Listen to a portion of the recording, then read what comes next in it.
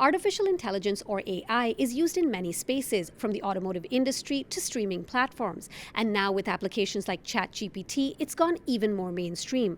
But for all its advantages, it also has a negative impact on the environment.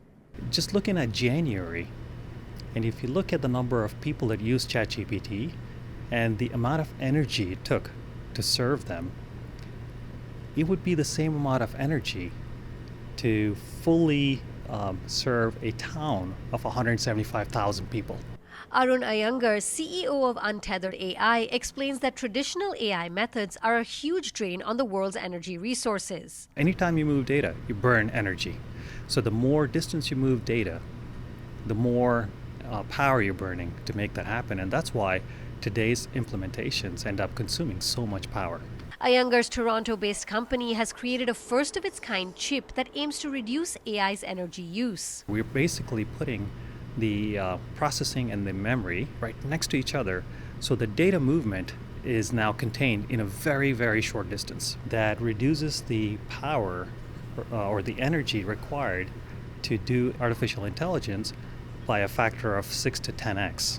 He explains it can also boost what companies can do with AI. 90% of the energy in the traditional approach was wasted for moving data. We just reharness that 90% of energy to actually do processing. We've been working with GM as an example. In a car type environment, you're limited by how much power you have. So you're limited now by how much processing you can actually do with AI.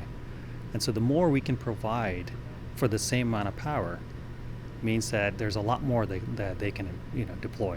But why should ordinary Canadians be invested in these technicalities? Iyengar says as artificial intelligence becomes more widespread, its power use could affect all of us. You've got to be very responsible on how you actually power it up, right? Today, with servers, right? Servers with data centers in the class, about 1% of the world's energy goes to servers. With continued AI adoption, that's going to be about 15%.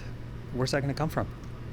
Right? We can't tell, a family that's in cold, part of the country saying, sorry, you're not going to get power today because I'm powering ChatGPT over there. He says big tech companies have an important role to play in reducing AI's environmental impact. So large tech companies today, what they're trying to do is try to get the product out to the marketplace. But when you start deploying it in a very large scale, then it's important and it's incumbent upon the large companies to have a clear view of the environmental impact. Right. Not just say, hey, look, I'm just going to deploy it because that's how I know how to deploy it, but let me deploy it in a way that's sustainable. Dilshad Burman, City News.